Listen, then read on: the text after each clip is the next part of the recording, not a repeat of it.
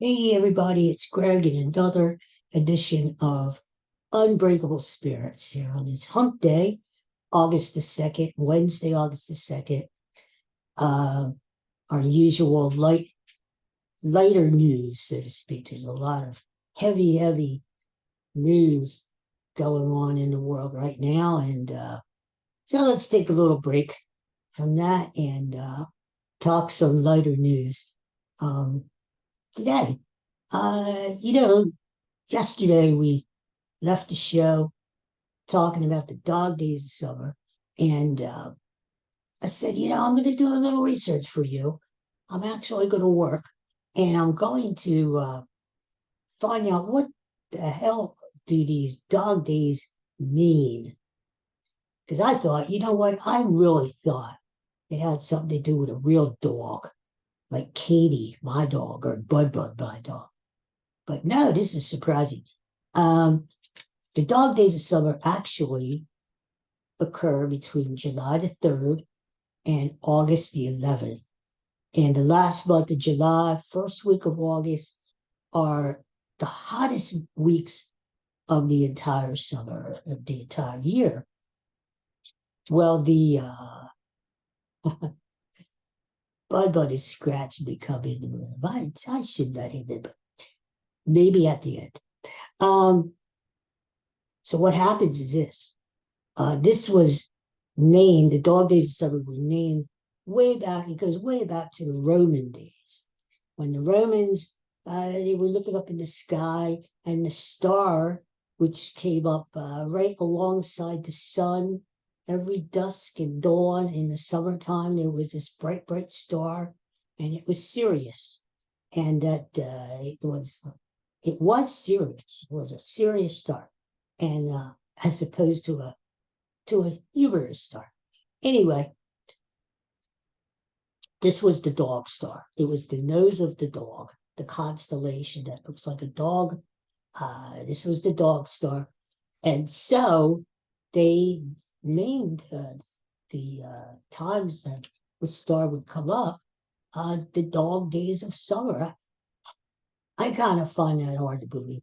I was hoping it would have been something a little more exciting, like having to do it Lassie or something. So that's the dog days of summer. That was kind of stupid. Anyway, I got some better stuff for you. I always have some weird stuff going on, and this is no different. I think you may have seen this story on the news last night. I saw it on the news, and when I saw it on the news, I was like, "Hey, that's what I'm going to talk about tomorrow." They kind of beat me to it. But anyway, we'll talk about it anyway. This is a story from China. There's a lot of it's China again in the news, and it's about a bear in China in the Hangzhou Zoo in eastern China. I hope I pronounced that right. There's a bear. It's the smallest bear. Uh, it's a sun bear. They call it a sun bear. And these bears only grow to about 3 to 4 feet tall and only 145 pounds. Well, this particular bear, and that's getting all the attention over there, her name is Angela. Angela the bear. And what's going on over there is this bear is standing up on its hind legs and acting like a human. It's got a face like a human, and it's actually waving at people when they go by, the visitors to the zoo. And so the Chinese, they're thinking, is this a person dressed up in a bear costume or is it real? Well, the Chinese, of course, they're saying, no, we wouldn't do that. No, God forbid, we would do anything kind of shady. This is a real bear. Uh, it's not a person. So what it's doing is it's attracting it's attracting more people to go to. There are people who see this on the internet in China.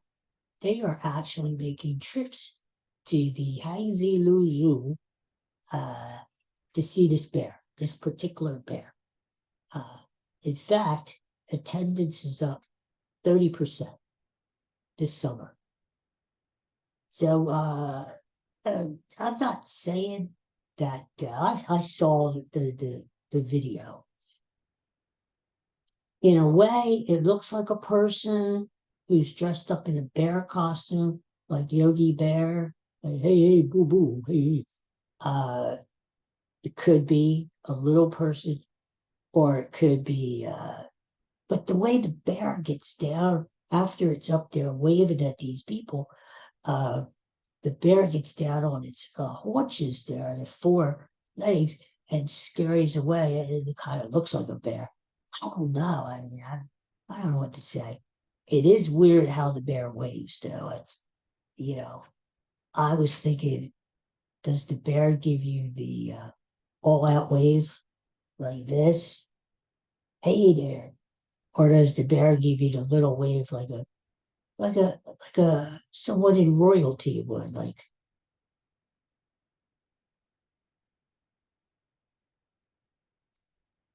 uh wouldn't you know it? They didn't act, the video didn't actually show when the bear waved at people. But even though the Chinese, the people who run the zoo say we would never pull anything shady over to people. This is a government run zoo and they're funded by the government. And of course, we're honest. We wouldn't do things like that, right? But it's not the first time this particular zoo has tried to pull a fast one on the customers. In the past, they have been caught. They dyed. They had a dog, and they dyed its fur to look like a wolf because they were running out of wolves there at the zoo. They needed a wolf, or let's say a stand-in wolf or whatever you call it. And they said, okay, here's the dog. Instead of eating the dog, which they do over there, which I don't even want to talk about it. They said, let's dye the dog's fur and turn him into a quasi wolf. And so they've been done to do that. There was one time too where they had this mastiff, this big dog, and they disguised it to be a lion. And finally, what they did one time too was they took a donkey, a regular donkey, and they spray painted it, stripes on it, and they called it a zebra. So, so it's not the first time that the Chinese have tried to snooker the public. So anyway, and another story I have here comes out of England. England. This is about a haunted rocking horse. This haunted rocking horse was reported to go from room to room without actually being moved by people. This lady who owns the house there, they want to sell the house. Well, they think it's fair to say to prospective buyers of the house that along with the house comes this rocking horse that has been in the family for generations and generations and generations. In fact, it was owned by her great grandfather, who happened to be a ghost hunter, and in the 1940s, and performed seances in the house. And this rocking horse was part of the seances. Anyway, they're saying that this wooded thoroughbred, so to speak, is haunted, and then they describe the horse as being a gray dapple pony. But they do something was fishy with this horse, so to speak. When the lady's 10-year-old grew up in the house, would not touch the horse, didn't like the horse, wouldn't go near it, wouldn't ride it, would play with it, didn't want anything to do with the horse. Now, maybe the kid just doesn't like rocking horses, you know. I liked riding. In fact, I had a rocking horse when I was growing up. Um, I forget the name of it. I did name it, but I think Trigger, maybe it was Trigger or Mr. Ed. I don't know. But the rocking horse, and uh, there are pictures that have survived these 200 years that show me on top of the rocking horse with a cowboy hat on and, and riding this rocking horse. I must have been only 3, although there are some who say I was 12. Anyway, so I had a rocking horse at one time, so, but it wasn't haunted as far as I know. Uh, Although it is strange, after I got done riding this rocking horse, I just, my head would turn all the way around. No, and I'm just kidding. Anyway, so this particular rocking horse in England is haunted. They want to sell the house, but the lady, she's stupid. She's selling to people. Well, I just want you to know that the horse is part of the deal, and the horse is possessed by the devil or whatever.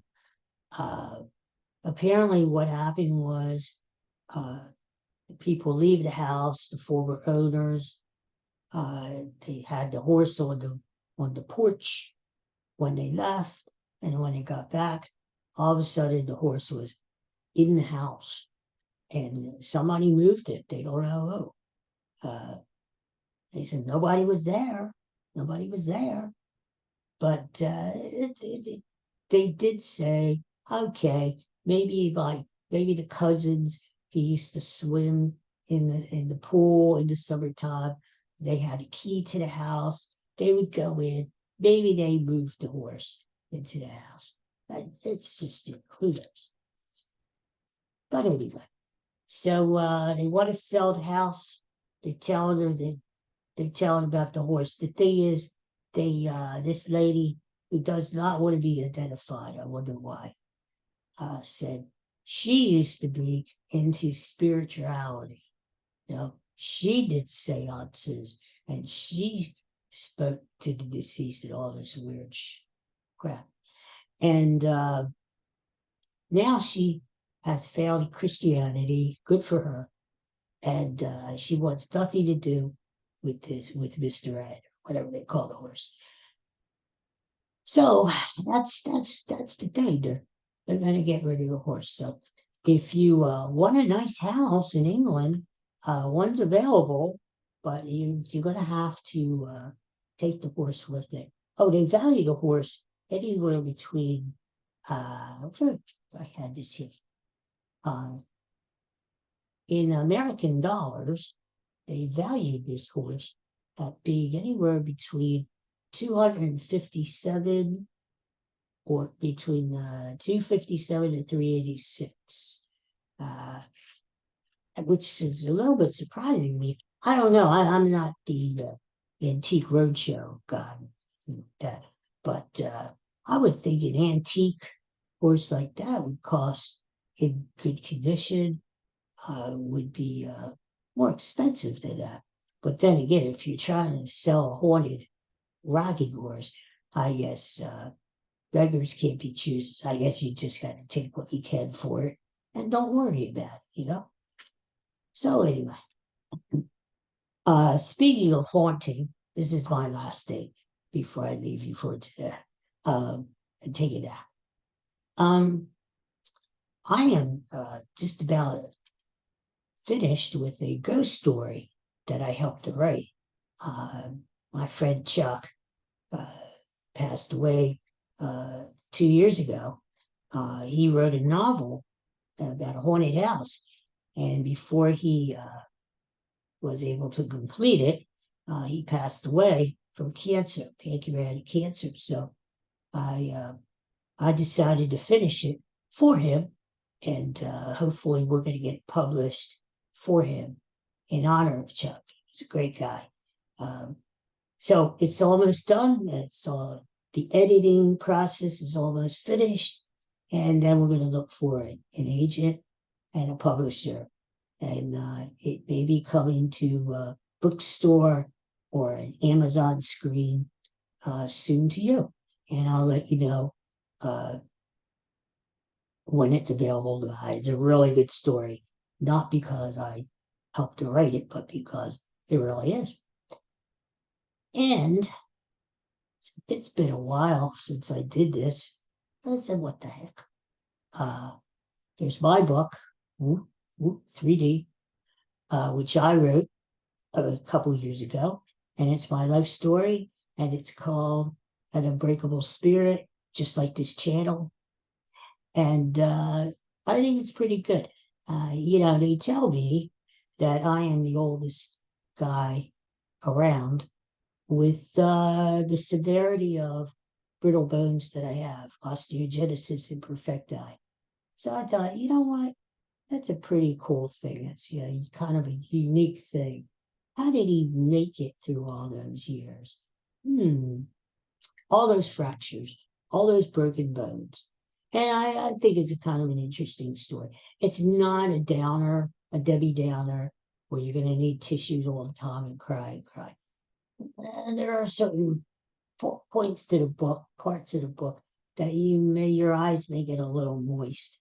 But generally, it's fun, and it's got a lot of fun experiences in there. But mostly, it gives you a lot of hope. I hope it gives you a lot of hope. It's about never giving up, and about always keeping the faith. So look for it. It's online, and you can find it on Amazon. You can find it on my website, and pick up a copy, or give a copy to a friend who needs a little shot of hope there. Because that's what it's all about, right? We're here spreading smiles, we're spreading hope, and that's good. The world, I'm listening to all this stuff on the TV and stuff, and it's sad. It really is sad what's going on, not only in our country but our world today. And so we need a little hope, and we need a little joy and a little inspiration, and we need some feel-good stories for a change, So check out my book sometimes, please. So that's it for today. I will see you guys tomorrow, and we'll talk again. And I'm going to give you the goodbye wave, like the bear in China. Now, I'll give you the two. I'll give you the see you later wave. And then I'll give you the official regal royal wave that I saw. Queen Elizabeth II, God rest her soul, used to do it. I don't know if King Charles does it now. But anyway, this is what they usually do.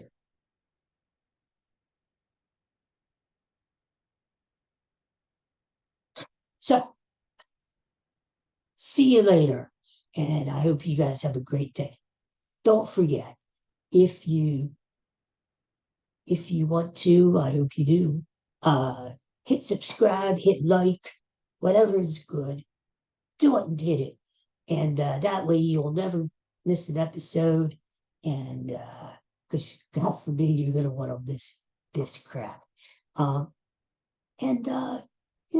it'll help me out. I don't know how. This is free, so that's good. But just do it anyway for me, okay? Thanks. So we'll see you guys tomorrow, and have a good day. Bye.